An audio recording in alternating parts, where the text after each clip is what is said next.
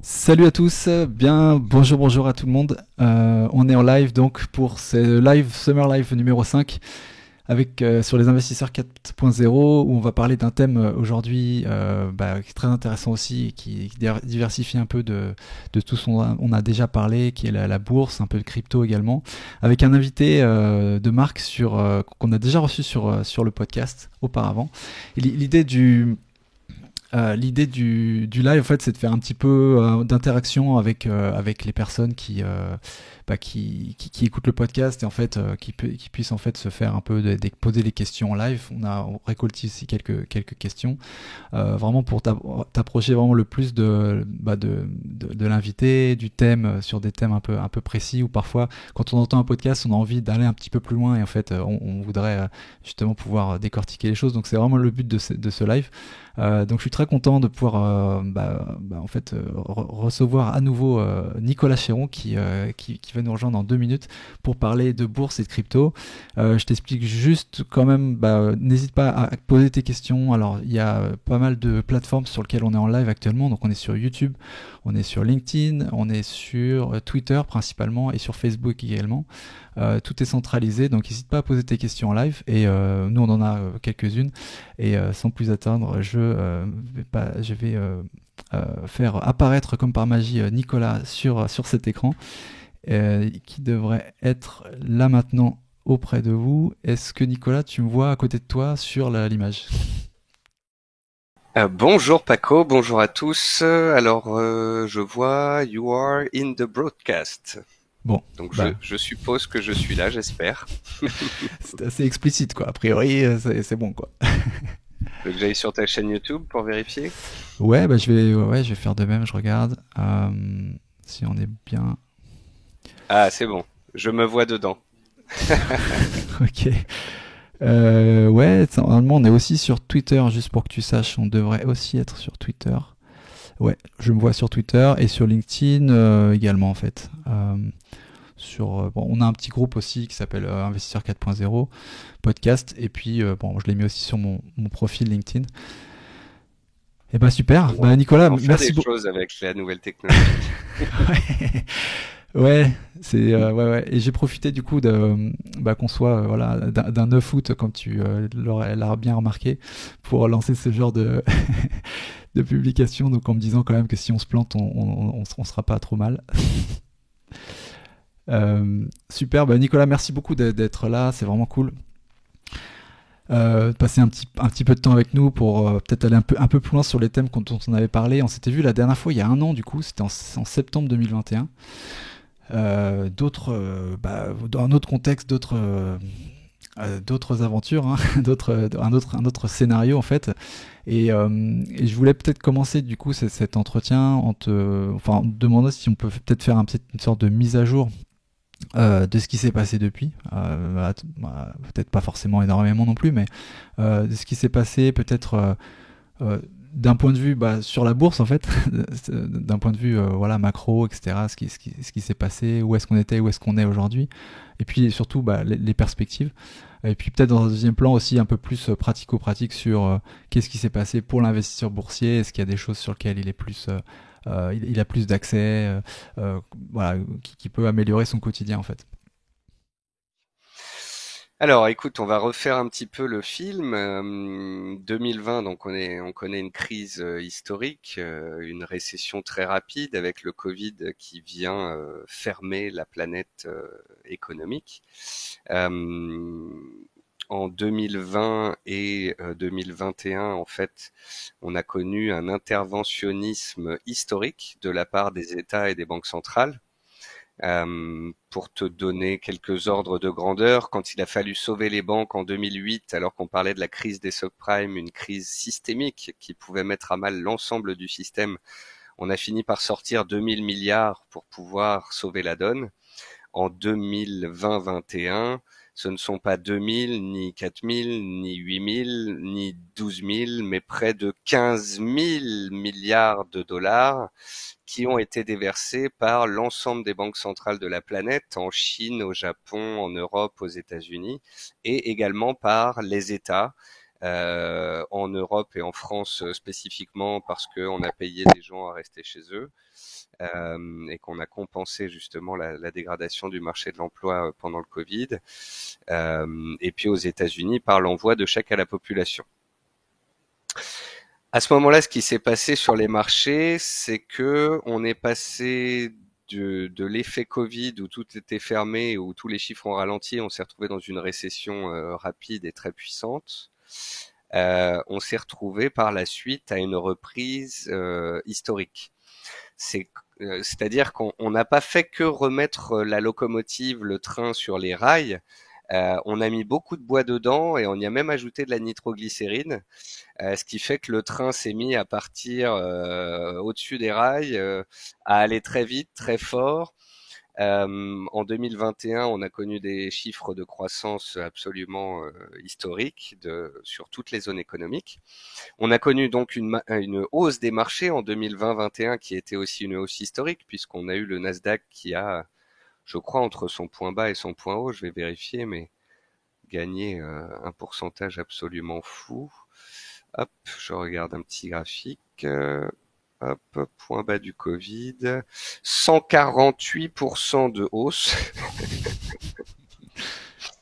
Post-Covid, l'indice a gagné 150%. Donc, il a très rapidement dépassé ses plus hauts d'avant Covid et il a gagné 70% dans la foulée.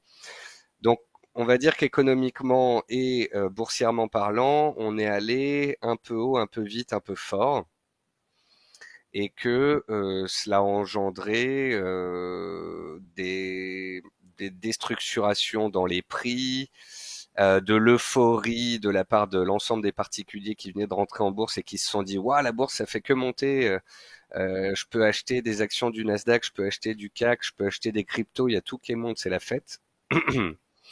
Et on va dire que à partir du deuxième trimestre de 2021, on a commencé à dégonfler les bulles les plus spéculatives à l'époque,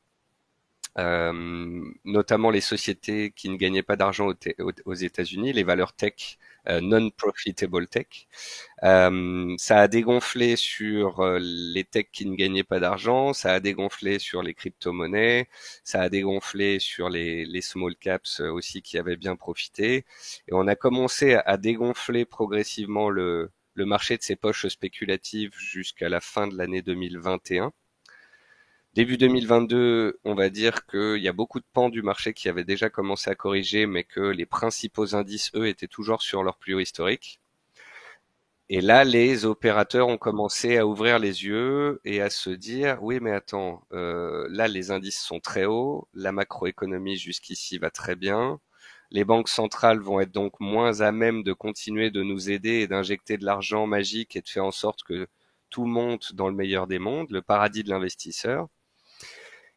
On s'est rendu compte qu'il y avait une inflation qui commençait à devenir très forte, et ce avant même la guerre en Ukraine, qui n'a fait qu'exacerber en fait ces tensions inflationnistes.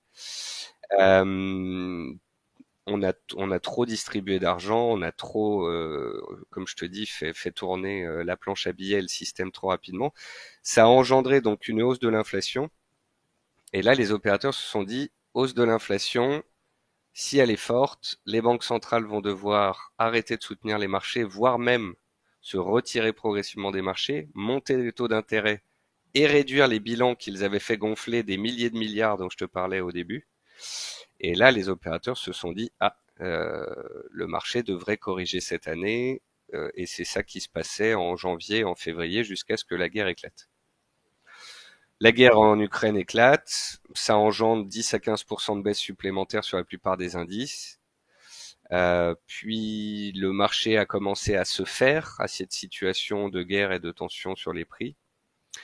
On est remonté en mars-avril. C'est ce qu'on appelle un bear market rally, c'est-à-dire un rallye haussier à l'intérieur d'une structure de prix qui devient baissière. Et puis depuis le mois de mai, juin, juillet, on va dire que on a commencé à se rendre compte que l'inflation serait élevée, qu'elle serait plus élevée que prévu, que les banques centrales seraient contraintes de monter les taux d'intérêt, ce qu'elles ont été obligées de commencer à faire et qu'elles devraient continuer à faire. Et on s'est rendu compte aussi qu'on allait potentiellement, après cet épisode 2020-21 de croissance économique très forte, vers un épisode de récession. Donc on est passé en fait d'un doux rêve à une situation qui n'est pas catastrophique, mais qui est, quand tu fais l'état des lieux entre le doux rêve et la situation de ralentissement importante et une inflation élevée, eh bien le gap, la différence entre ces deux situations est importante et donc les marchés boursiers devaient s'ajuster. Et c'est ce qu'ils ont fait ces derniers mois en revenant sur des zones de prix un peu plus basses, autour des 6000 points, notamment sur le CAC 40. Yes. Et est-ce que dans ce panorama, je te remercie, ça fait une belle continuité en fait de 2 dernières années. euh, quel est le scénario que tu privilégies en prenant du coup du recul, hein, parce qu'il y a toujours dans l'économie et dans la bourse des cycles plus ou moins courts.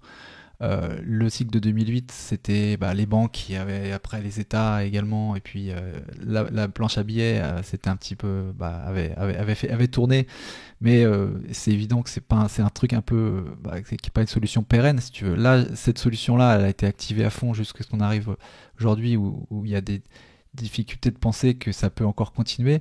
Et à côté de ça, comme tu expliquais, la Fed, enfin les banques centrales prennent des décisions par rapport à l'inflation qui va sûrement avoir des impacts sur l'activité de façon néfaste dans un premier temps. Si on augmente les taux, effectivement, tout ce qui est investissement, tout ce qui est dette, voilà, il peut y avoir des défaillances, d'où peut-être les risques de récession. Est-ce que tu penses que on est sur en gros les 12 prochains 18 mois, 12-18 mois, on va dire une petite récession, voilà, et puis après on repart après sur de la croissance, et encore une fois alimentée par les banques centrales qui d'ici là avaient peut-être un peu réduit leur bilan, ou est-ce qu'on est plus sur un cycle de récession plus long, plus dur? En fait, tu travailles sur quel type de scénario actuellement, toi?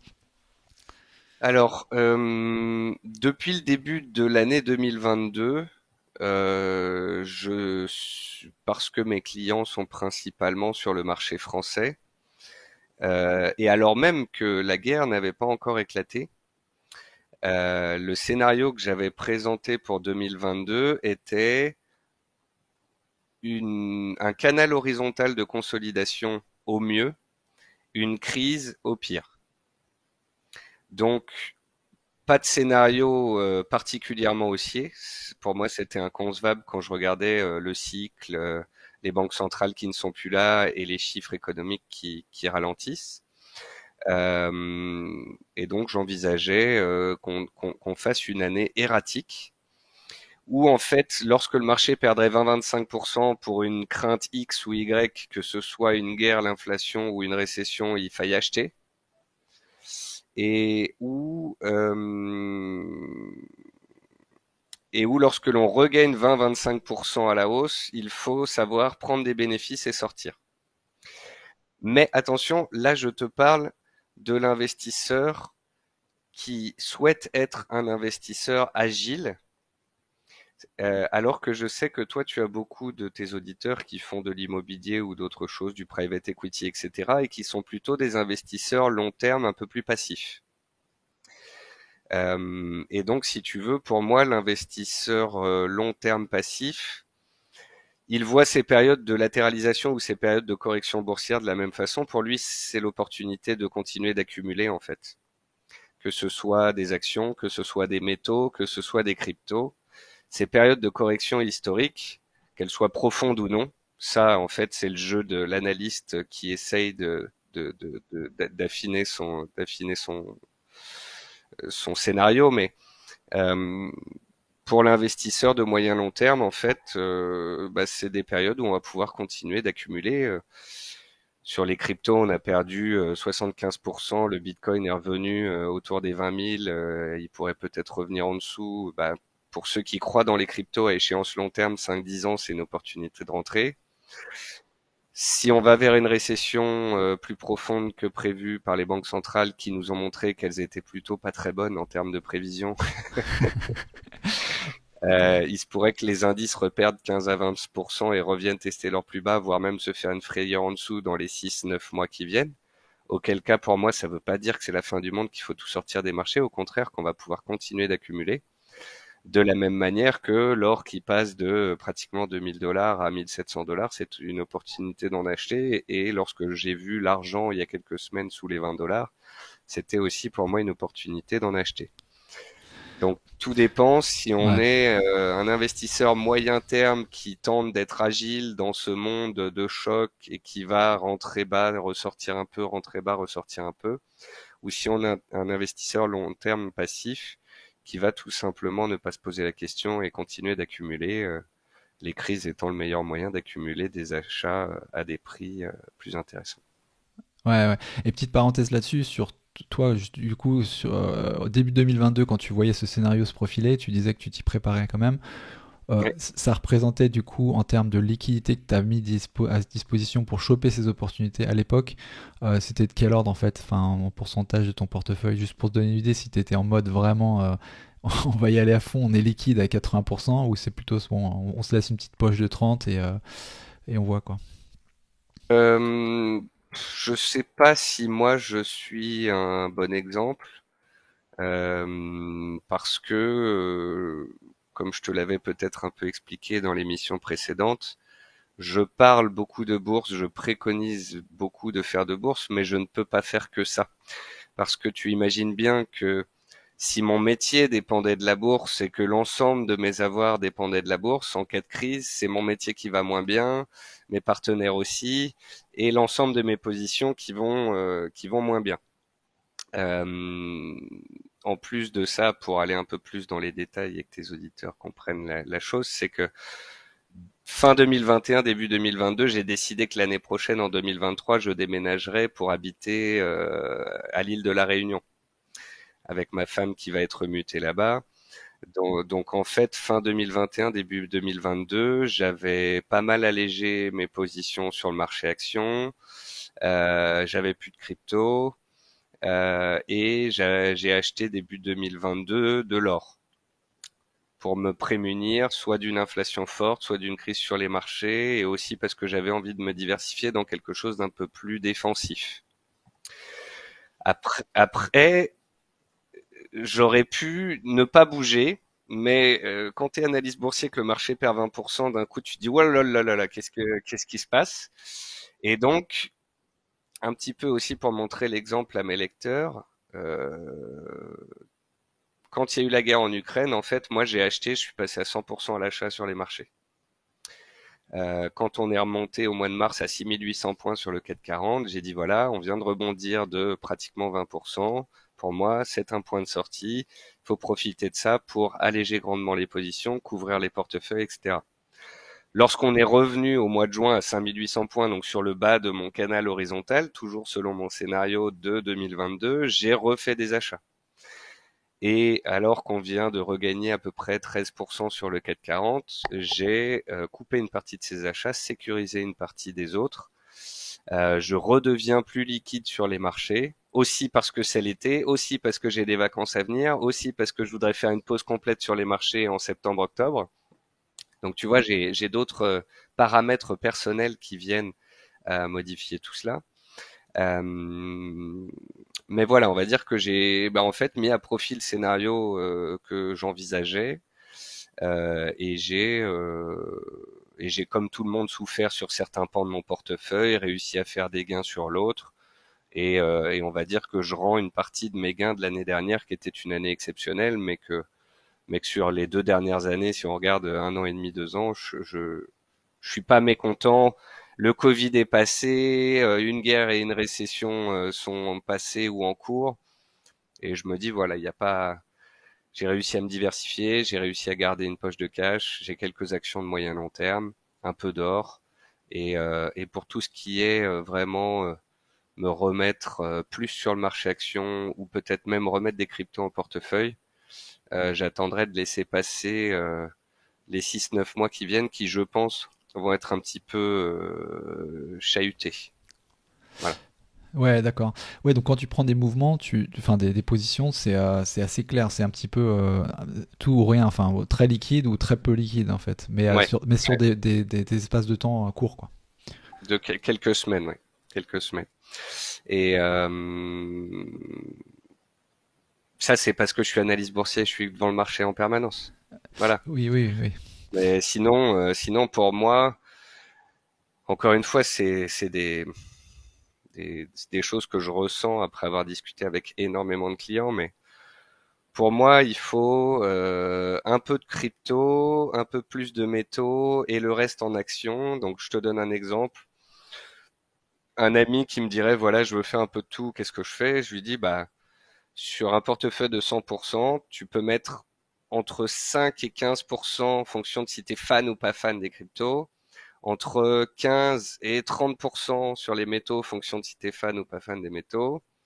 Ça te met entre 10 et 30, 40% hors actions. Sur les 50 à 70% restants, tu mets des actions. Après, dans cette poche-là, il peut y avoir une poche actions ou ETF qu'on va acheter à long terme, tous les mois ou tous les trimestres en dollar cost average, le DCA, euh, et où on va accumuler parce qu'en fait on vise à très très long terme et qu'on sait que les crises sont gommées avec le temps, etc. Et après avoir dans la poche action, tu vois, on va dire 70 à 90% de passifs et 10 à 30% d'actifs. Voilà. Et ça, c'est ce que je préconise à un investisseur. Alors que moi, voilà, je peux sortir la poche crypto complètement et attendre, ce que j'ai fait depuis l'année dernière. Les métaux, je ne bouge pas. Les actions, j'ai gardé mes dossiers de long terme, mais j'ai fait beaucoup de ping-pong sur le court terme, étant donné la volatilité que nous offraient les marchés. Ouais, il y a des différences d'ailleurs là, tu nous donnes une vision d'un portefeuille assez équilibré finalement. Tu le recommanderais indépendamment peut-être de. euh, il y a peut-être des différences, remarques notables, mais entre, tu vois, selon l'âge, le niveau de patrimoine, l'objectif, le niveau de passivité que cherche un investisseur. Ça, tu dirais que c'est un peu la moyenne, mais ça peut varier grandement à la hausse ou à la baisse en fonction du profil de l'investisseur ou... Totalement, totalement. En fait, si tu veux, pour moi, il y a trop d'investisseurs qui suivent telle ou telle technique. C'est-à-dire que ils vont lire quelqu'un et se dire faut faire du court terme, lire quelqu'un d'autre, se dire faire du long terme, ou se mettre à fond dans les cryptos et délaisser complètement les actions. Les gens se mettent trop rapidement dans un style, alors que selon moi, il faut commencer l'investissement boursier en faisant une introspection. C'est pas de se dire ah tiens je vais aller trader les actions ou le DAX parce que j'ai trouvé un bon formateur et tout ça. C'est qu'est-ce qui me convient à moi? Quel montant de l'argent que j'ai de disponible je vais mettre en bourse? Est-ce que je vais être à l'aise avec le fait de faire du long terme et de pouvoir perdre à un moment 30% et de me dire quand ça baisse de 30%, bah c'est une opportunité, je rachète plutôt que de me dire ah j'ai très peur, je sors, je ferai plus de bourse, c'est terminé. Le temps disponible, le stress souhaité, ça on n'y pense jamais. Mais quelqu'un qui se met à vouloir être plus dynamique, va passer du temps, va passer beaucoup de temps sur son téléphone, aux toilettes, au bureau, hein, on connaît la chanson, en vacances. Ouais, je vais chercher un truc dans la cuisine, hop, on se connecte à son portefeuille. Ah, ça sent le vécu, ouais. Ouais, ouais. Donc le temps est une notion très importante et le stress généré en est une autre. Et quand tu vois que certaines personnes passent du temps et se stressent et ne font pas mieux que s'ils étaient restés passifs tout au long de l'année, tu te dis à ce moment-là, il faut savoir remettre un peu les choses en question, revoir son fonctionnement. Et, euh, et personnellement, c'est peut-être parce que je vais vers mes 40 ans et la volonté d'une tranquillité dans mes avoirs et dans mes poches d'investissement que je suis moins enclin à faire du trading comme je le faisais avant. Euh, et je pense que pour tout le monde, ce sont des données très importantes à prendre en considération, temps passé, stress généré, volatilité du portefeuille. Ouais, ok. On a une question là sur le live de Clément qui pose la question du coup, enfin qui déduit de ce que tu dis, il dit en gros, donc du coup si on a une capitale à investir de 10-15 000 € en bourse, est-ce que tu déconseillerais donc de commencer à DCA des ETF sagement et d'attendre un peu pour le coup? Je pense par rapport à ce que tu disais, je pense d'être assez Alors, agressif. Ouais. euh, pour moi, si tu veux, la poche action, c'est la base. Donc c'est la première par laquelle on peut commencer, quelle que soit la définition du style qu'on ait par la suite. Euh, pour moi, 90% des investisseurs qui nous écoutent ou nous écouteront gagneront de l'argent uniquement s'ils font du très long terme. Parce que 90% des traders particuliers perdent en bourse, hein. Mhm. Ce sont les chiffres donnés par les courtiers. J'ai bossé 12 ans pour 3 courtiers mondiaux, anglais, hollandais, américains. Tous ceux qui s'essayent au court terme se prennent des gadins. Tous ceux qui mettent du levier se prennent des gadins. Tous ceux qui voilà essayent de suroptimiser en fait font l'inverse. Et donc, pour 90% des investisseurs, ce qui compte, c'est pas d'essayer de timer le marché, de rentrer haut, de sortir haut, de rentrer bas, etc. Non, c'est de commencer tôt. C'est la première règle. Si tu DCA à partir de 20 ans, 25 ans, 28 ans, c'est pas du tout la même chose que si tu commences à 45. Parce que la magie des intérêts composés va faire que c'est au-delà de 20 ans, 30 ans, etc., qu'il y a une exponentialisation de tes gains. Et de commencer tôt et d'être régulier, de mettre de l'argent tous les mois. Là, pendant qu'on était en baisse il y a 2 mois, j'ai quelqu'un qui me dit bon bah j'ai l'habitude de DCA sur les cryptos et sur les ETF, sur le MSCI World ou le S&P 500. Est-ce que je dois m'arrêter? Et je lui dis écoutez, si vous pensez à la fin du système, vendez toutes vos actions, achetez un bunker et des boîtes de conserve. Mais si vous pensez que la planète finance ne va pas s'arrêter de tourner demain ni après-demain, c'est justement dans les phases de baisse que on constituera un portefeuille.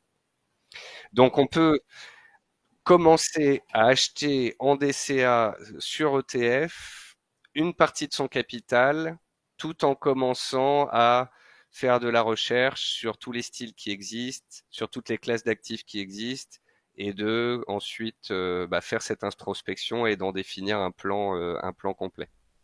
Voilà. Ouais, et d'ailleurs, à cela me pose aussi une question par rapport justement aux stratégies d'investissement qu'on peut adopter en parallèle peut-être du DCA, parce que le DCA pour moi c'est vraiment quelque chose que tu mets en place pour justement te donner la discipline de ne pas changer parce que tu fais confiance au process, au temps et tu sais que tu vas gagner sur le long terme. Est-ce que cette approche, elle se marie néanmoins, tu vois, avec une approche peut-être plus active? Et là, tu vois, on peut parler des types que ça peut être du stock picking, et puis après sur quel type aussi d'action tu vas, si c'est plus du rendement, du trend following, etc. Est-ce qu'il y a des approches qui se marient bien? Est-ce que le DCA se marie avec d'autres choses, ou est-ce qu'en fait c'est en gros où tu fais du DCA et tu restes passif et tu voilà, ou tu es un peu plus actif et là ça vaut le coup, tu vois, toujours dans une optique de temps passé, parce qu'il y a un investissement, tu vois, du temps passé à comprendre le marché. Si tu fais du DCA, tu te tires une balle dans le pied, ça sert à rien, enfin tu perds un petit peu ton temps, quoi.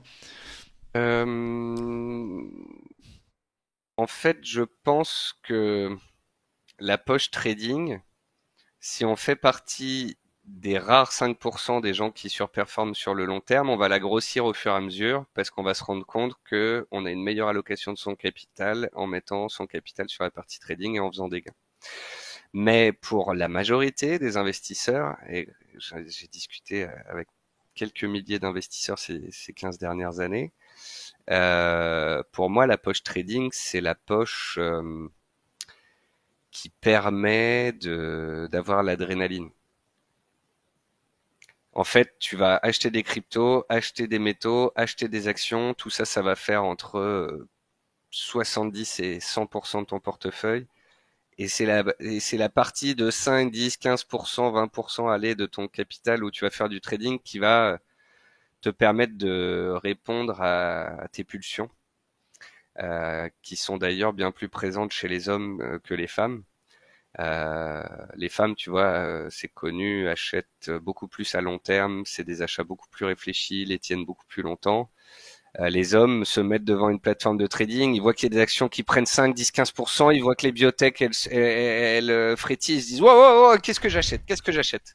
Ah, c'est bon, on est lundi, 9h10. Ah, c'est bon, j'ai fait mon premier trade, là. Et ça, c'est, c'est le pire ennemi de la performance. Et du coup, tu te dis en gros que s'il a cette petite poche trading qui est limitée, mais que derrière il fait les trucs responsables de faire du DCA et ça il a pas à y toucher, en fait il a le beurre et l'argent du beurre quoi. Il a un petit peu l'excitation de fait d'être dans le marché, mais il fait pas trop de conneries quoi. Et si vraiment il fait partie des bons, il fera glisser une partie de son DCA vers cette partie optimisation de la performance. D'accord. On parlait tout à l'heure de macro, tu disais, enfin de scénario macro, et ça rejoint un peu une question là, aussi de Jem sur que penser de la crise entre la Chine et Taïwan. C'est un petit peu la même chose quand il y avait la crise en Ukraine, tu vois.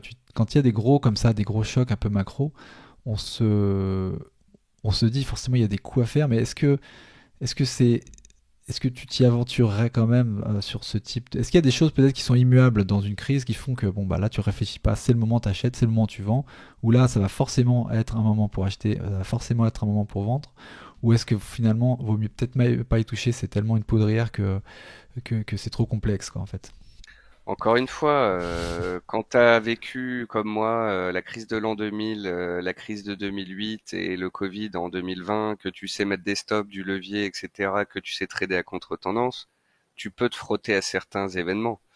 Encore que c'est très dur et que tu sais que tu prends plus de risques que d'habitude.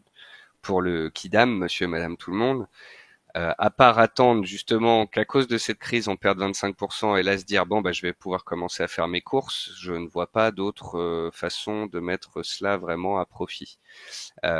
Simplement, plutôt que d'essayer de le mettre à profit, ce que j'essaierai déjà de faire, c'est de ne pas être impacté par cet épisode. Je te donne un exemple très simple.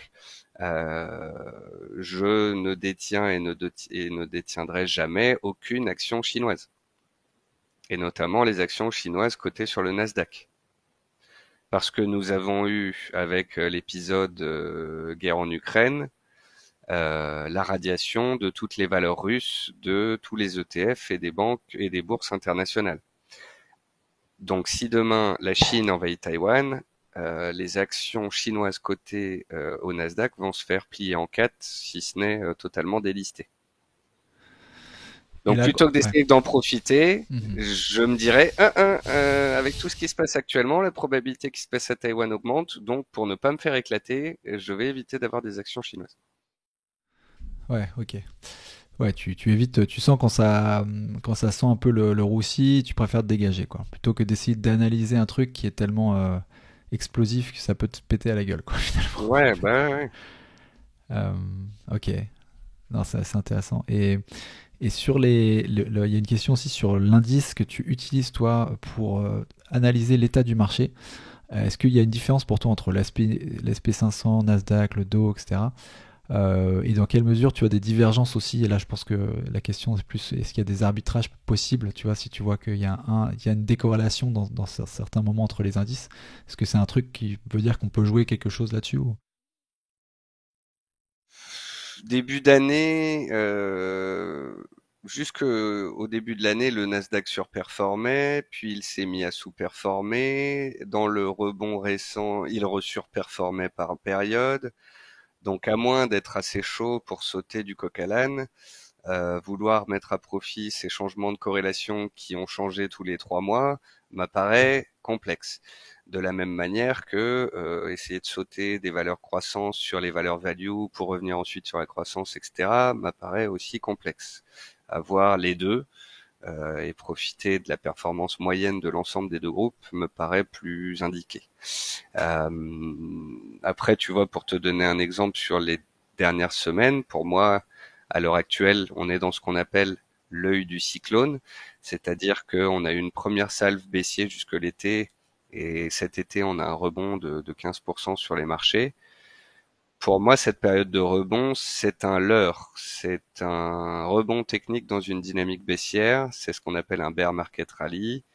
On en a eu en 2001, on en a eu en 2008, on en a eu en 1937. À chaque fois, tu as un choc de marché, un rebond plus ou moins puissant, puis une seconde salve. Moi, je considère qu'on est dans l'œil du cyclone et qu'on va avoir une seconde salve. Ça, tu bases sur quoi pour te dire ça? C'est le sur macro qui est trop. On est trop la, avancé dans le cycle de monétaire, etc. Il y a un truc qui va se passer. Comment tu. la macroéconomie, tout Ouais. simplement. Alors moi, j'utilise l'analyse technique, l'analyse macroéconomique et énormément le sentiment de marché des opérateurs. Ce qui m'a permis à 5800 points d'être haussier il y a un mois et demi, c'est que tout le monde était pessimiste par les fins du monde et était en dépression totale. T'allais sur Twitter, t'avais envie d'arrêter la bourse, quoi. Et en fait, lorsque le consensus est trop pessimiste, on rebondit.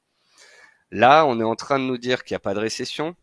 On est en train de nous dire que l'inflation va faire son point haut. On est en train de nous dire que les entreprises ont tenu jusqu'ici en termes de résultats et qu'elles vont tenir. Et, euh, et on est en train donc de passer d'un sentiment de pessimisme à un sentiment de scepticisme, puis en ce moment de complaisance. Et je pense qu'il suffirait qu'on prenne encore de quelques pourcents supplémentaires pour parler de retour de l'euphorie et de se dire c'est bon, la crise est terminée, tout va bien dans le meilleur des mondes. Le ralentissement chinois, l'immobilier américain qui commence à tanguer, le fait que l'inflation va rester très élevée, que les banques centrales vont être obligées de monter les taux, le fait que on va se manger une récession en 2023 dans pratiquement toutes les zones économiques. Non, non, tout va bien. Ouais. Tu vois la divergence par rapport aux fondamentaux, tout simplement, en fait. Parce que tu as C'est l'œil de ça. dire comment va l'économie, et c'est ça, j'imagine, au final. Bah, Ouais. n'oublions pas que je fais une émission toutes les semaines avec 20 graphiques macroéconomiques, que je lis toutes les études des grandes banques américaines et européennes, que je vois les anticipations changer. Tu veux que je te montre quelques graphiques Ouais, pour te donner volontiers, un ouais. exemple? Carrément, carrément. Alors, hop, plein écran ici, share screen ici, partager. C'est bon pour toi? Ouais, je vois, ouais. Alors, à gauche, par exemple, et c'est pile notre sujet du moment, sur quoi les investisseurs se focalisent? 10% sur la macroéconomie, 90% sur les fondamentaux d'une entreprise. Or, selon une étude de Cornerstone ici que je présente, eh bien, 70% c'est la macro et 30% c'est les fondamentaux de l'entreprise. Donc l'entreprise, c'est une chose, mais c'est dans quel environnement cette entreprise va évoluer qui Mhm. nous importe. Est-on en crise, pas en crise, dans une période d'expansion ou non, d'inflation ou pas, etc. À droite, c'est les chiffres chinois qui, au fur et à mesure, tous les mois, sont en train d'être révisés à la baisse, et on va plutôt d'une croissance qu'on espérait à 7% vers une croissance, allez, on va dire autour de 3-4%. Ici à gauche, c'est un petit dessin rigolo pour dire que l'inflation était notre sujet de préoccupation et que maintenant ça va être la récession. À droite, c'est le nombre de mentions du mot economic slowdown dans les publications des résultats des entreprises. À gauche ici, c'est la saisonnalité des marchés qui nous montre que août et septembre sont pas très bons et que septembre est le pire. C'est pour ça que je m'attends à une rentrée de septembre un peu compliquée après le rebond technique Mhm. d'août. À droite, c'est la comparaison entre les commandes euh, et la façon dont tournent les business et les prix du pétrole, notamment parce que tout le monde disait que les prix du pétrole allaient aller à 150 dollars, etc. Et moi, je voyais ça comme impossible avec un ralentissement économique. C'est en train de se confirmer puisqu'on est repassé de 125 à 88 dollars. À droite, c'est le fait que les compagnies de plus en plus parlent de suppression d'emplois. Mhm. Et donc, faut faire attention. Si le chômage s'enraye aux États-Unis, ça va pas être facile. Les prix d'immobilier sont en train de chuter aux États-Unis et ça se voit sur le secteur des constructeurs immobiliers également. La Chine, ça ralentit de nouveau. En Angleterre, le Misery Index, donc ça montre les ménages à quel point ils souffrent de l'inflation, est en pleine augmentation. Donc c'est trop d'inflation, des taux qui montent et des gens qui perdent leur emploi.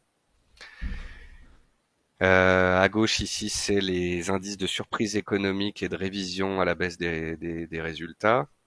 Euh, Là, on a une comparaison de Nvidia en 2008, me semble-t-il, et Nvidia à l'heure actuelle. Non, ça doit être peut-être 2003-4 Nvidia. Bon, bref, c'est une analogie en fait où tu compares les deux. Euh, et puis, ce qui est rigolo à l'heure actuelle, c'est qu'alors que les marchés ont rebondi de 15%, le nombre de mentions sommes-nous dans un nouveau bull market ne fait qu'exploser dans pas mal d'articles et sur les réseaux sociaux.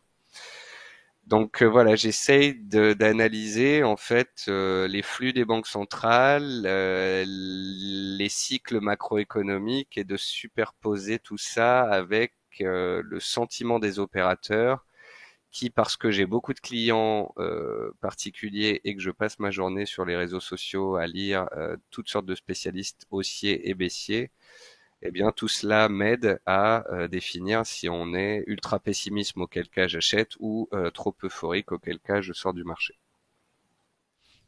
D'accord. Ouais, ouais, d'accord. Donc là, c'est l'impression que c'est on va dire une marée de ce point de vue-là qui fait que, comment dire, c'est un ensemble d'indicateurs là qui te font dire que en termes de cycle, on arrive, ça y est, on arrive vraiment. Enfin, si on est un peu dans un truc un peu positif actuellement, c'est effectivement de court passage en fait, de passage, et que on est vraiment sur une tendance où il va y avoir une récession.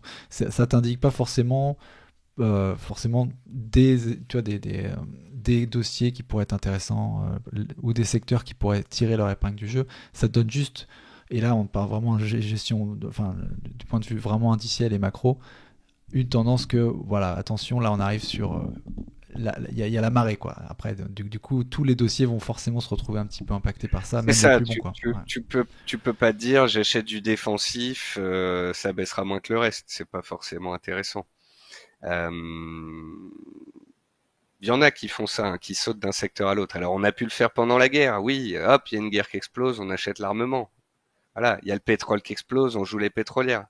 Mais ça, c'est des trades de quelques semaines. Mhm. C'est pas des trades de plusieurs années, Ouais, ouais, ouais. tu vois. Et encore une fois, il y a des épisodes de récession où les marchés baissent beaucoup et d'autres, c'est des récessions plus longues et plus fortes. Où ça, enfin, il y a des épisodes de récession courte où les marchés baissent peu et et des épisodes de récession longue où le marché baisse beaucoup. Je sais pas dans lequel des deux on va être. Et c'est pour ça que je te disais que, encore une fois, plutôt que d'essayer d'appartenir à un camp des acheteurs ou des vendeurs, moi je dis juste, à chaque fois qu'on va perdre 20-25%, j'achète. Si on regagne 20-25%, j'allège. Et je joue comme ça, peut-être encore pendant 6 mois, mais peut-être encore pendant 3 ans. Tu Ouais. vois? J'aime pas dire qu'on est à la fin de ce cycle long terme qu'on a débuté en 2008, parce que ce cycle dépend des liquidités des banques centrales. Or, les banques centrales, pour moi, n'ont d'autre solution à terme que de revenir au quantitative easing et au soutien des marchés, et à créer de la dette et à soutenir artificiellement. Il y a pas d'autre solution. Hmm. C'est Donc c'est un petit peu un puissant fond pour, enfin, au détriment des générations futures, mais tu dirais bien sûr. que même s'il y a une bonne récession, je dirais, tu vois, qui est toujours un peu saine dans ce genre de cas, de 2-3 ans, ça sera pas suffisant pour assainir le truc, quoi. Même pas de, enfin, de pour 3 ans, c'est pour peut-être un peu. purger Ouais. complètement. Non, Ah, non, ok. non, parce que des banques centrales qui se retireraient complètement jusqu'à assainir leur bilan, c'est des banques centrales qui feraient chuter fortement les marchés, mais qui feraient aussi potentiellement chuter l'économie. Et ça, ni les banquiers centraux ni les gouvernements ne peuvent se le permettre. Donc je pense plutôt que ils ont énormément. Moi, j'ai appelé un peu ça le casse du siècle, le Covid, si tu veux, parce qu'en fait, en l'espace de 2 ans, on a créé plus de 10 000 milliards de dettes qu'on a mis sur la tête des particuliers. Et ces 10 000 milliards de dettes ont fait monter les marchés actions et l'immobilier qui sont détenus à 95% par les plus riches de la planète. Donc en fait, on a pris chez les pauvres, poche dette, et on l'a mis directement dans la poche des riches. Ce qui fait que si aujourd'hui le marché immobilier ou des actions perd 30% par rapport au niveau qu'on a atteint en 2021, c'est pas la fin du monde. On ne fait que revenir à des niveaux légitimes. On peut pas se permettre d'aller en dessous parce qu'en dessous, on aurait un impact psychologique et puis un impact social, économique et social qui serait trop fort. Mhm. Donc, euh, donc je pense que on va osciller dans des périodes où il y a un peu trop d'inflation, on monte un peu les taux, puis rapidement les marchés baissent, l'inflation, le dynamisme économique se calme, hop, on fait machine arrière. Et je pense qu'on va être dans une longue période, non pas de très forte hausse et de très forte baisse, mais de sinusoïdale, autant d'un point de vue marché que d'un point de vue économique. De la volatilité à long terme, quoi. Euh, je dirais. Ouais. Ouais. Alors, faut enfin, c'est pas beaucoup plus effrayant que qu'un autre marché, mais encore faut-il avoir une façon de faire, un plan à l'avance. Ouais, et ça rejoint un petit peu ce que je voulais voir avec toi aussi sur la partie plateforme, la partie euh, euh, tu vois, les outils qu'ont à disposition les investisseurs pour investir dans des marchés qui des fois sont calmes, des fois sont volatiles comme c'est là. Est-ce qu'il y a des choses plus adaptées du coup pour prendre les choses du bon côté, tu vois, tu parlais notamment de jouer de temps en temps la volatilité, mais aussi des fois de s'asseoir sur ses mains, hein, comme on dit en Angleterre ou aux États-Unis, de rien faire. Qu'est-ce qui aujourd'hui pour toi est adéquat en termes peut-être soit de méthode, soit de plateforme même qui peut être mise à disposition des investisseurs? Bah, la bonne nouvelle pour ceux qui nous écoutent, c'est que on n'a jamais eu autant d'informations de qualité gratuitement disponibles sur Internet. On n'a jamais eu un nombre de produits traitables aussi élevé.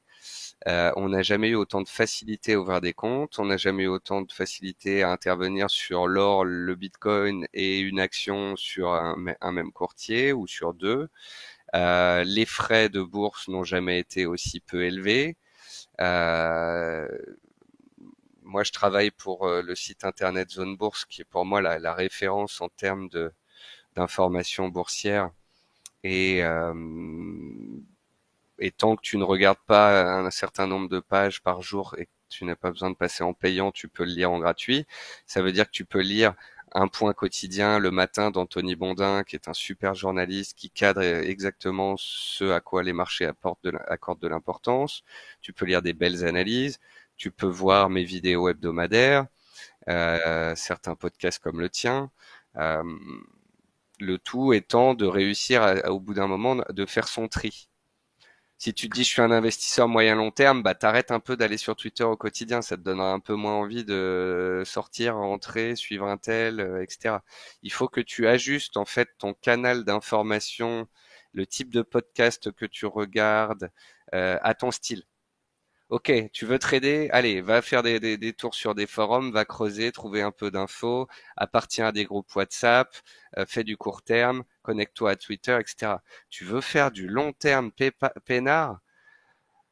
Écoute deux, trois podcasts différents de personnes qui, comme moi, ont prôné le long terme, l'investissement, la diversification, trouve le courtier pour le faire en DCA pratiquement en automatique. Moi, j'ai ouvert un compte chez Trade Republic que j'aime beaucoup où tu peux dire j'achète du Apple, j'achète un ETF MSCI World, j'achète bientôt des cryptos, j'achète de l'or, et ce tous les mois, le 5 du mois pour un montant défini à l'avance.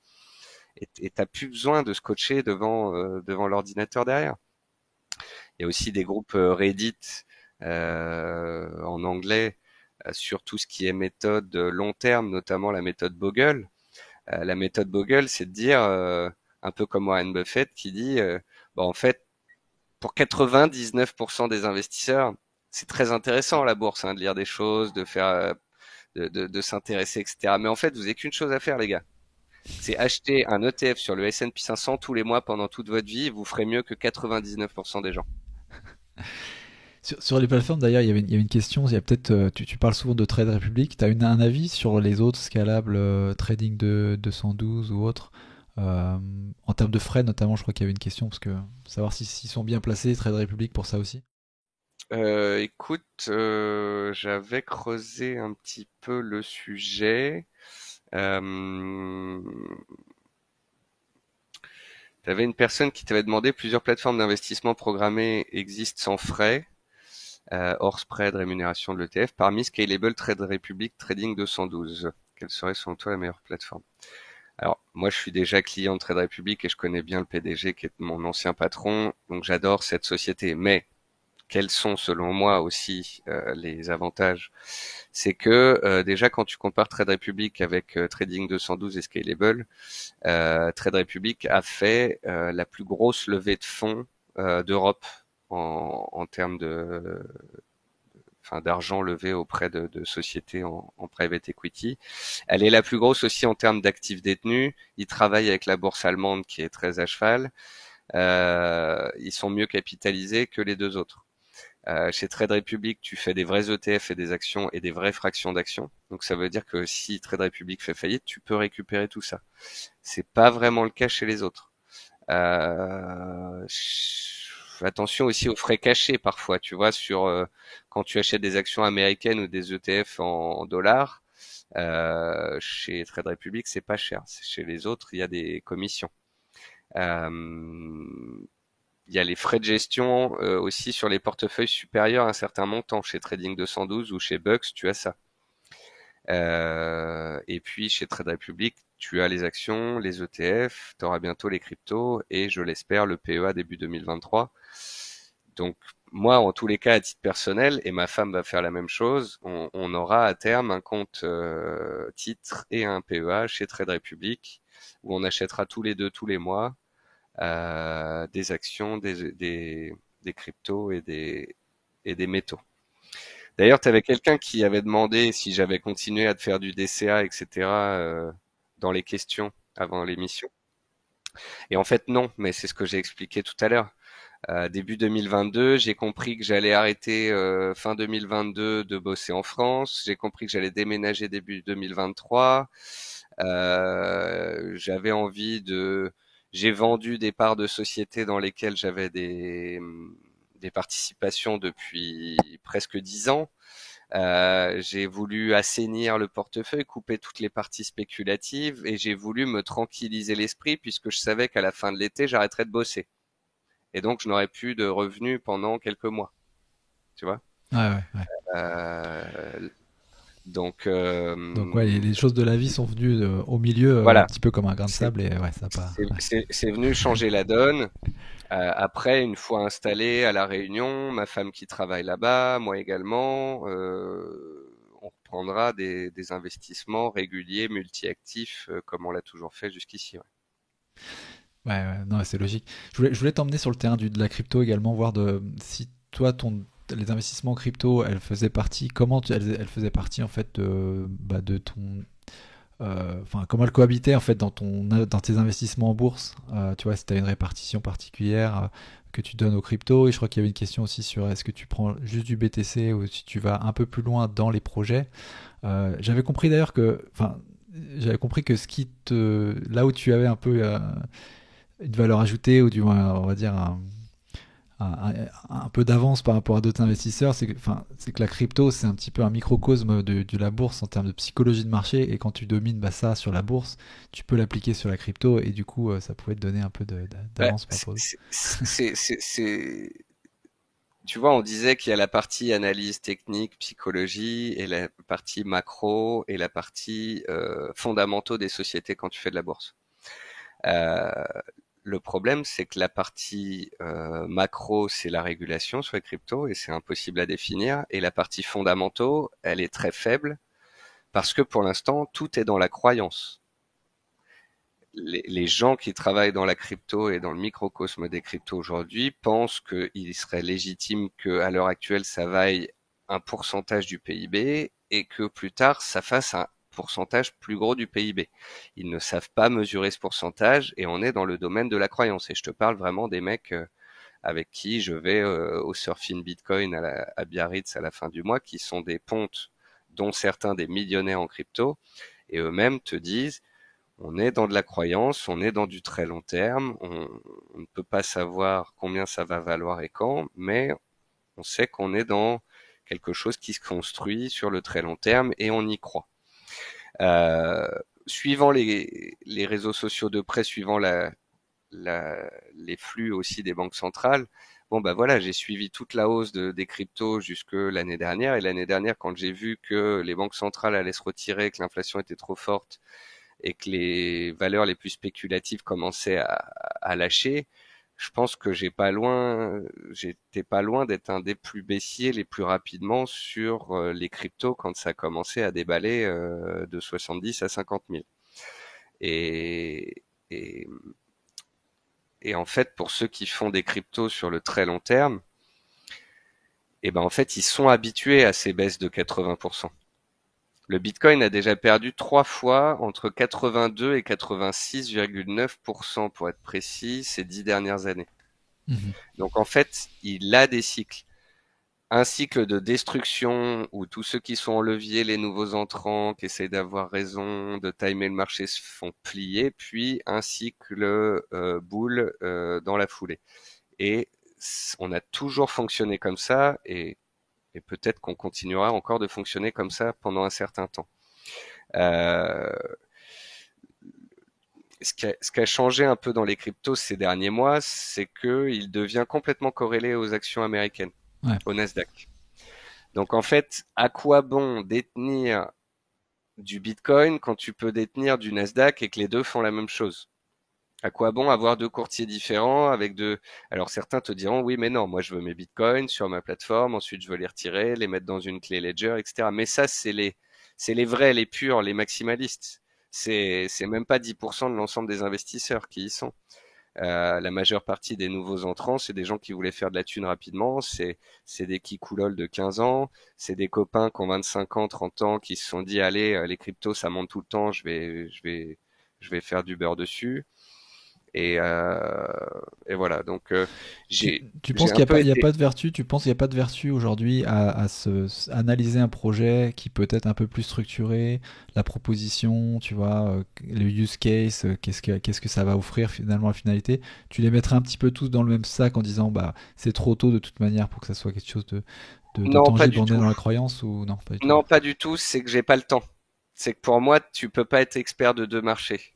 D'accord. Les actions, les cryptos, c'est deux marchés. J'ai commencé à mettre le nez là-dedans. J'ai pas les compétences techniques pour appréhender que tel ou tel projet est plus ou moins viable dans le temps. Mhm. Euh, je vois bien en fait des surperformances de certaines cryptos par période. Et donc pour celui qui ne fait que de la crypto et qui veut sortir du Bitcoin et qui veut profiter de la fameuse alt season où ce sont les altcoins qui profitent plus, s'il étudie bien les projets, eh ben il trouvera les bonnes cryptos les plus rapides et il pourra faire des gains supérieurs aux autres. Mais encore une fois, là on parle d'un trader et d'un trader sur crypto. Donc le mec qui 1 sur 1000 y arrive et qui y arrive dans la poche la plus spéculative de tous les marchés qui existent à l'heure de... Tu vois? Ouais, ouais, ouais, ouais. Donc que tu un pote geek très bon, qui est chirurgical dans son trading, qui utilise peu d'effets de levier et qui fait ses recherches, ok, pas de souci.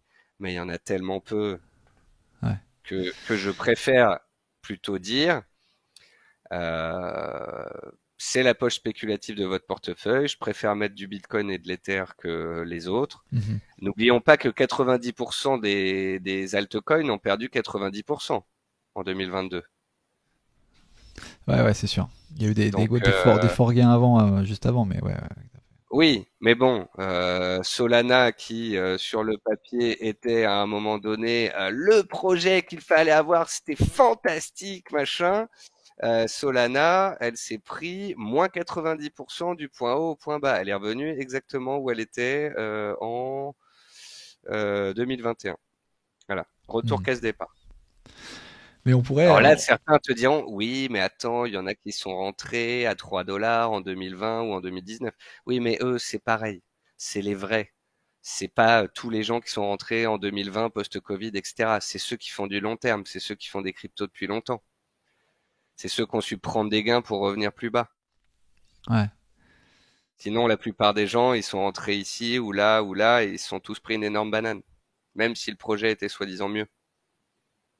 Tu sais, c'est le concept d'avoir raison trop tôt, c'est avoir tort. Amazon avait beau être à très long terme un énorme potentiel, ça n'a pas empêché Amazon en l'an 2000-2001.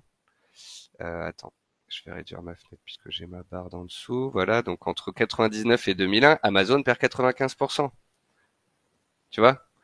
Donc, même quand t'as les bons, il y a aussi la notion de timing, il y a aussi plein d'autres choses qui rentrent en considération. Je suis plus tranquille, moi, aujourd'hui, à détenir des actions de qualité que des cryptos basés sur de la croyance et de la pure spéculation. Après, fonction de si tu as 20 ans ou 40 ans, bah voilà, tu mettras pas la même proportion de spéculatif et de croyance dans ton portefeuille. Moi, je veux plus me réveiller en sueur le matin parce que j'ai des trop grosses pauses et que le marché fait -3 à cause d'un attentat à Londres ou d'un tsunami au Japon. Je veux être tranquille. Ouais, ouais. Au travers des interviews que j'ai écoutées de toi, d'ailleurs, on voit qu'il y a eu une sorte de cheminement aussi dans les pratiques, tes pratiques, et qui, peut-être au début, voilà, Complètement. t'as dû quand même pas, prendre pas mal de bouillon au fil de Ah bah temps. ouais, mais moi je les ai toutes faites, hein, tu sais, j'ai tout fait moi. J'ai tradé de la crypto, les monnaies, les indices, les actions.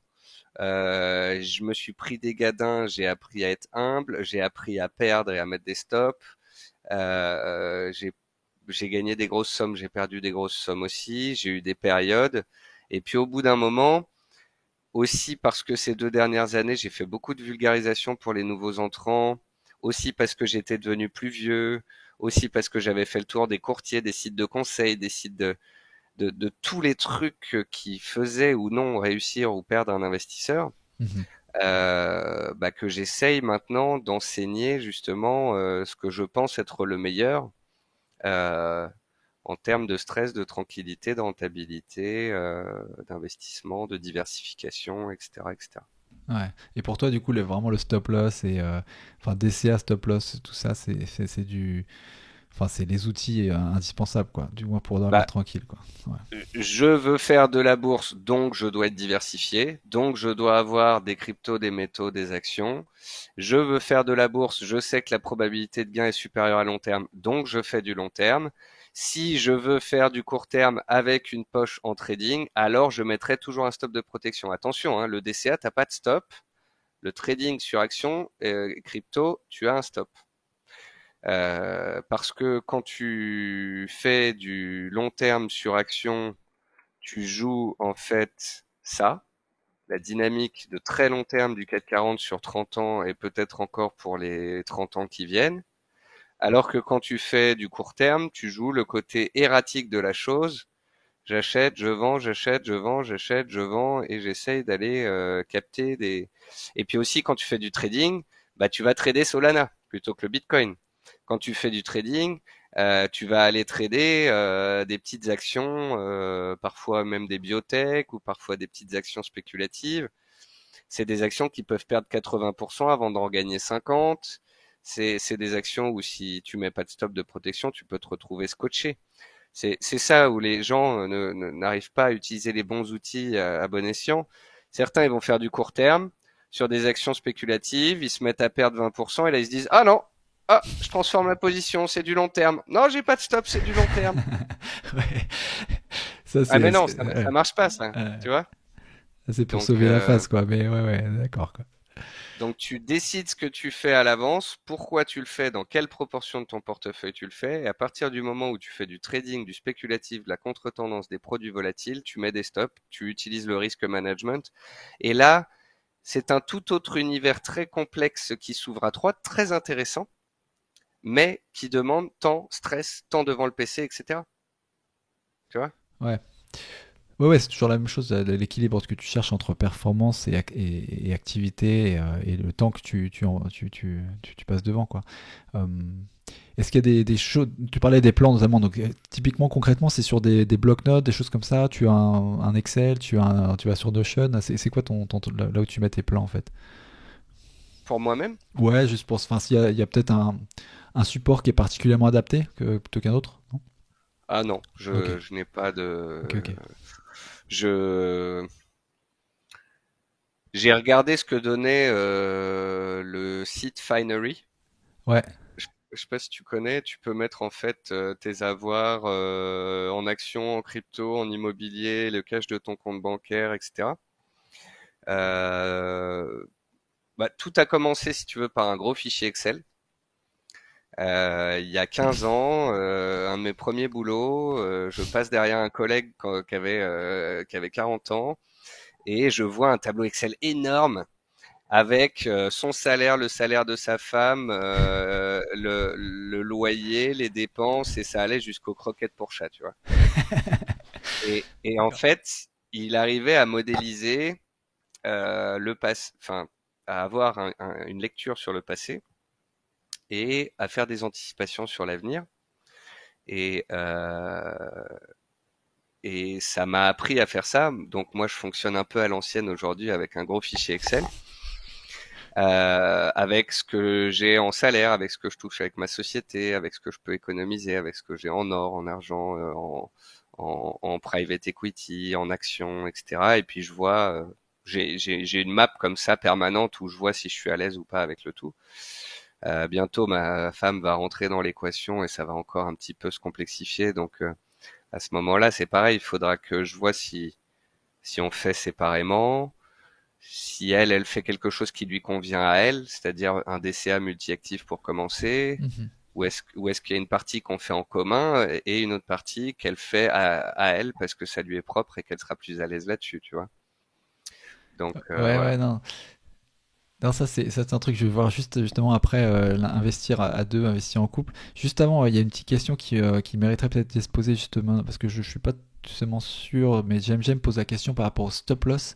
Est-ce que tu sais ce qu'est la chasse au stop? Parce qu'elle dit que finalement il y a beaucoup de stops qui sont mentaux parce que les traders sont réticents à placer leur stop. Tu peux nous Bien expliquer sûr. ce que la problématique du coup? La chasse au stop, en fait, c'est à mi-chemin entre la légende urbaine et la réalité. C'est-à-dire que il y a quelques titres qui sont très peu liquides, sur lesquels il y a pas mal d'investisseurs particuliers et sur lesquels donc des algorithmes ou des investisseurs un peu plus professionnels vont réaliser de la chasse au stop euh, pour ramasser des titres et ensuite refaire partir l'action dans le bon sens. Qu'est-ce que je pourrais trouver comme petite valeur qui est toc toc toc toc tac. Est-ce que CrossJet c'était un exemple avant? Allez, on va prendre cet exemple-là au hasard.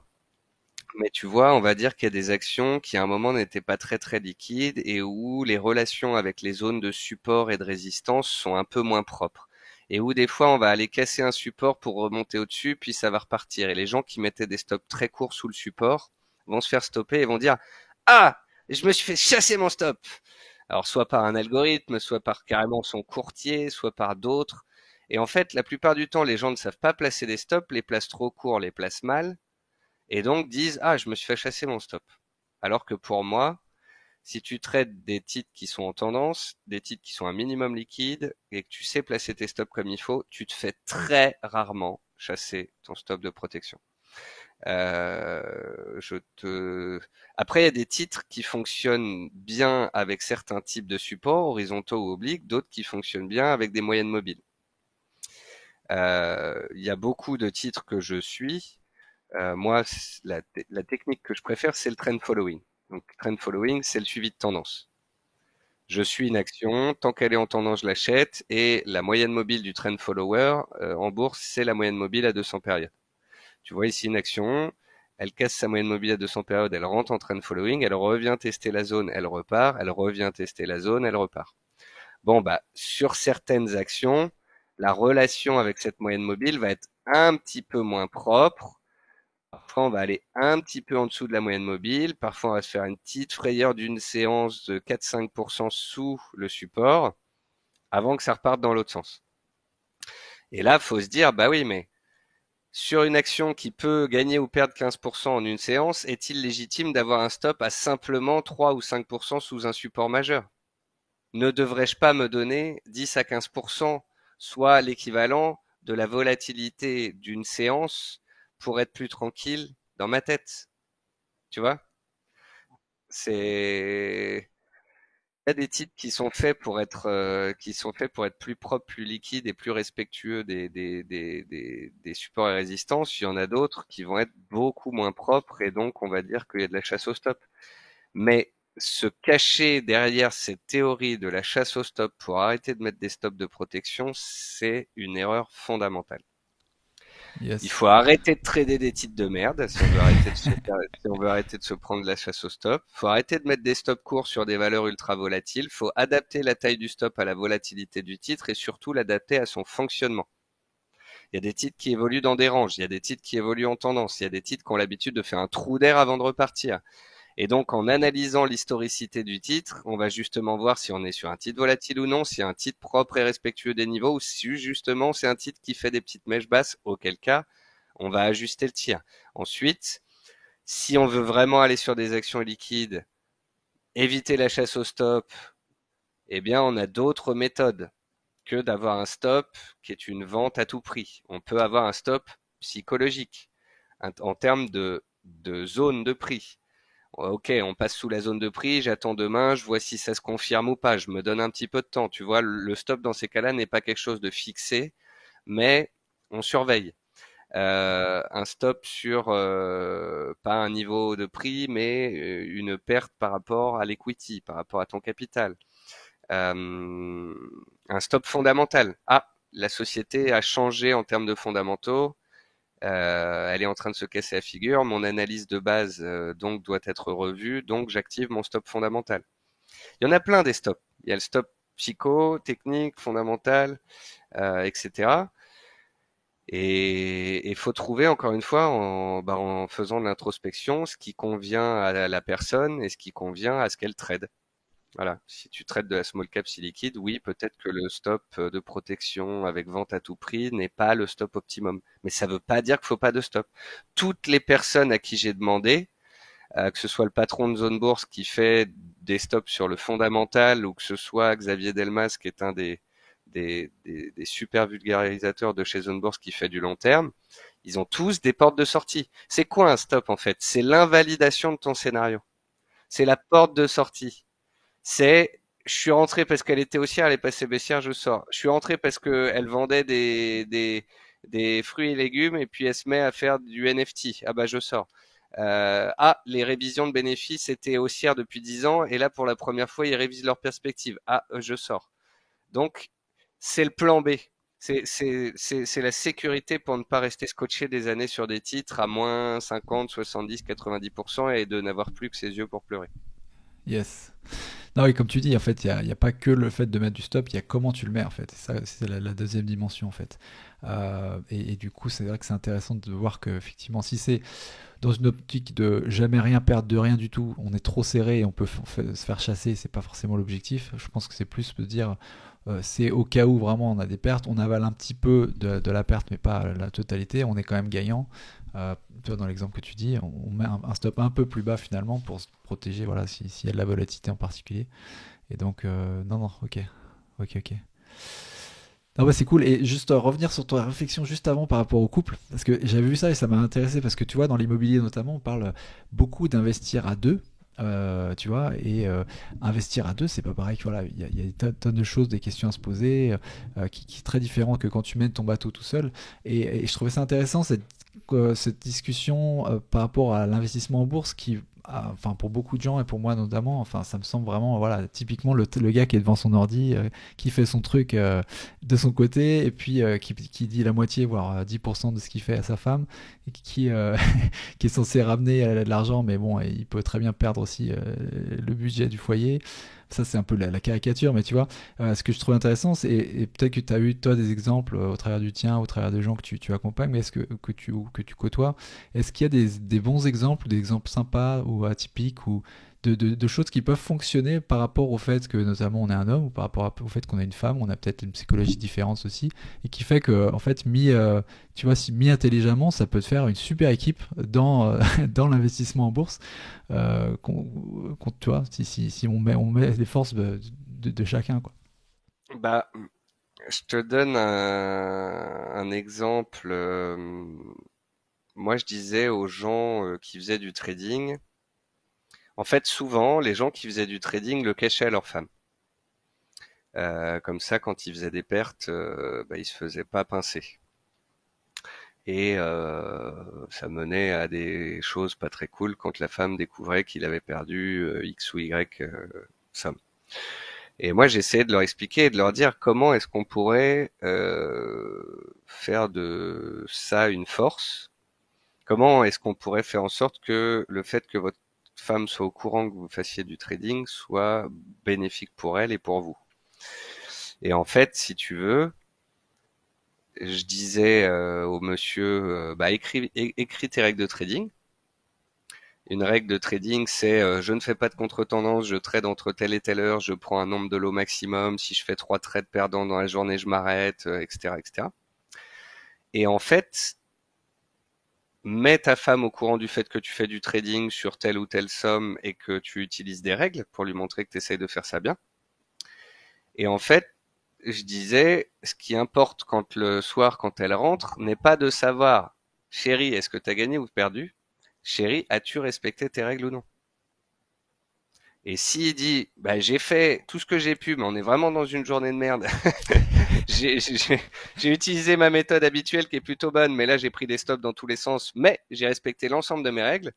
Eh ben, elle peut lui dire, bon, bah, c'était une journée sans, demain ça ira. Tu vois? Et ça apporte un côté positif, je trouve, qui est de se dire, on fait pas ça en cachette. C'est respectueux pour la femme et c'est moins secret pour le mari et donc à supporter sur ses épaules.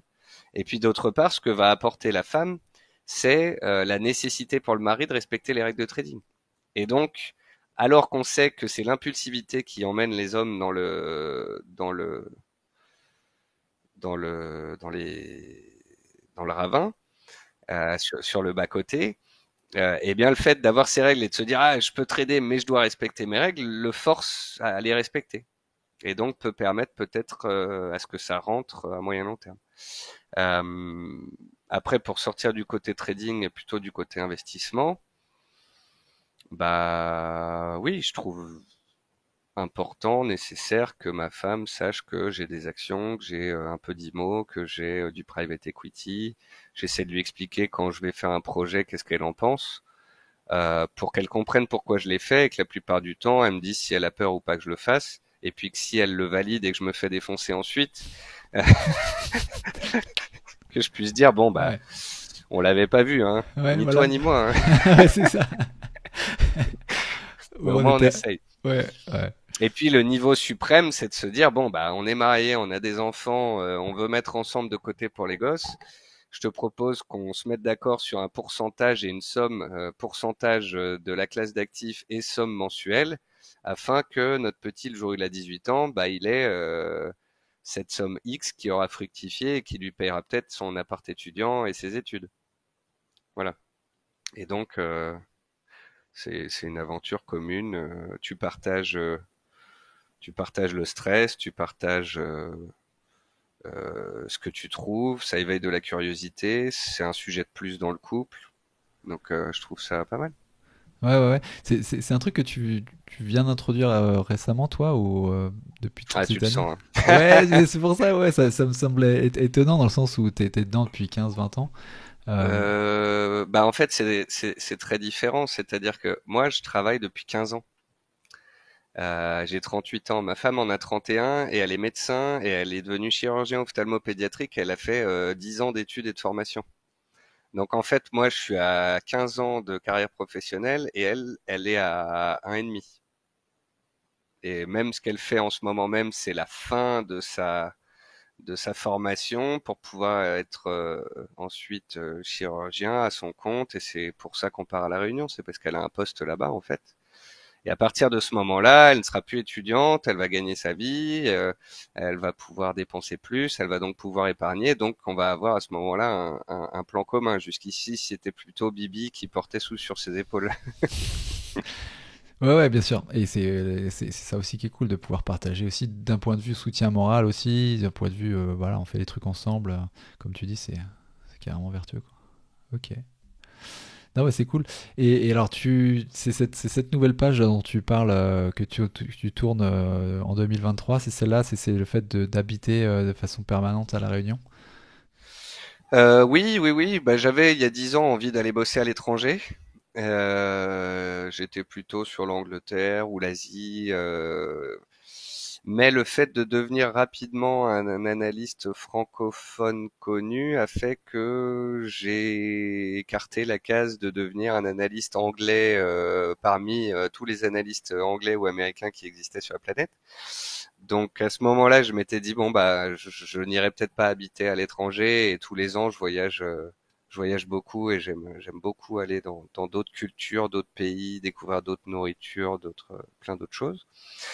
Et là, ça va nous permettre d'être toujours en France, donc point de vue administratif d'être facile, mais de plus être à Paris et tu vois d'avoir juste quelques plantes à mes côtés, mais plutôt de vivre avec mon ordinateur dans le jardin, la piscine, les arbres, de faire d'avoir peut-être quelques animaux, des choses comme ça, enfin des choses qui me correspondent plus. Tu vois, moi j'ai pas de grosse montre, j'ai pas de grosse voiture, je suis alors que je fais de la bourse plutôt dans la simplicité. Et là, je vais pouvoir aller vers une vie plus simple, moins rythmée, plus soft, moins stressante.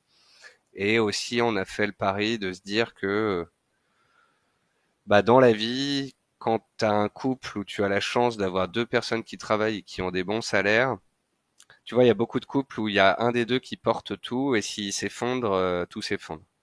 Nous, on a cette chance de se dire que les deux vont avoir des bons métiers et des bonnes rémunérations. Ça veut se dire que s'il y a des périodes où l'un ou l'autre veut plus travailler, plus gagner, il le peut et l'autre peut réduire. Et puis, moi, mon plan de carrière des 10 prochaines années, c'est pas d'essayer de doubler mon salaire, c'est de diviser par deux mon temps de travail. Je veux que mon travail ne représente plus qu'au maximum une demi-journée dans ma journée. Tu vois, quand j'étais petit, là je vais loin. Quand j'étais en primaire, il y avait l'école. Ouais. L'école, c'est une chose. Mais j'avais aussi euh, 3 fois du sport par semaine, voire une quatrième quand j'avais match, plus le solfège, le violon, l'orchestre, le catéchisme à certaines années. Et donc en fait, j'avais des groupes de copains à l'école, des groupes de copains dans la musique, des groupes de copains dans le sport, et j'avais une vie complète. Moi, le métro boulot dodo, je l'exècre. C'est pas ça la vie. La vie, c'est d'avoir un temps pour vivre avec sa femme plus que les 2 heures qu'on se donne le soir entre le retour des embouteillages et le fait de coucher un enfant si on en a un, ce qui est encore pas mon cas. C'est d'avoir du temps pour soi, des temps de réflexion, l'oisiveté créative, de pouvoir faire du sport et de se découvrir en tant que personne plutôt que de rester dans le modèle faut gagner plus pour exister plus pour être le meilleur. C'est pas du tout mon karma. Voilà, c'est je veux optimiser mon temps de travail et mon temps de vie. Je pense que ce sera ma prochaine étape. Faire carrière, bien gagner ma vie, passer à la télé, c'est bon, ça c'est fait. Next. Et en fait, tu te rends compte à 30-35 ans que tu as fait ça parce que tu étais dans un modèle, dans un moule, parce que tous tes potes le faisaient, et qu'une fois que tu es passé sur BFM et que ta grand-mère t'a dit je suis fier de toi, what else? C'est quoi la target après? C'est de rester à Paris pour économiser, allez, on va dire, je te prends une somme au hasard, mais quand même conséquente pour beaucoup de couples, 2 000 € par mois. T'arrives à 30 ans, tu gagnes bien ta vie, tu peux mettre 2 000 € par mois. Et là, tu te dis, ça fait 25 000 € par an, ça fait 750 000 € sur les 30 ans qui viennent. Donc, tu arrives à 30 ans, tu es à Paris, tu bosses comme un chien, tu mets 2 000 € de côté et tu te dis, si j'arrive à maintenir un travail et un rythme de travail et une rémunération telle pendant les 30 prochaines années pour aller pratiquement jusqu'à la retraite, je vais avoir 750 000 € de côté, soit le prix d'un 60 mètres carrés à Paris. C'est ça ma vie? C'est ça mon but dans la vie? Ah, Tu vois? quand tu mets tous les chiffres sur un tableau Excel, c'est indéniable, hein, c'est implacable, hein, Tu vois? Mhm. Ouais, ouais, je comprends. Non, je trouve que c'est un super objectif, ça, de diminuer le temps de travail plutôt que d'augmenter ouais, la richesse, parce que finalement, c'est une sorte de richesse qui est beaucoup plus récompensante, en fait. Ouais, Ça, puis il y a la rentabilité du temps de travail. Tu sais, il y a des bouquins comme aux États-Unis, ils ont fait la semaine de 4 heures, etc. En fait, le mec t'explique que sur les premières heures de son travail, il arrive à dégager 50% de sa rémunération et ensuite il doit travailler 4 fois ou 5 fois plus d'heures pour l'autre moitié de rémunération. Ça veut dire que le rapport rémunération-temps de travail de la première partie est génial et le second est dégueu. Plutôt que de te dire je vais travailler 3 fois plus pour pouvoir atteindre un certain niveau, tu te dis mais attends, si je travaillais en fait un quart de mon temps de travail et que j'arrive à avoir la moitié de rémunération, est-ce que cette moitié me suffit pour avoir le rythme de vie que je souhaite maintenir? Et si c'est le cas, tu te poses pas la question.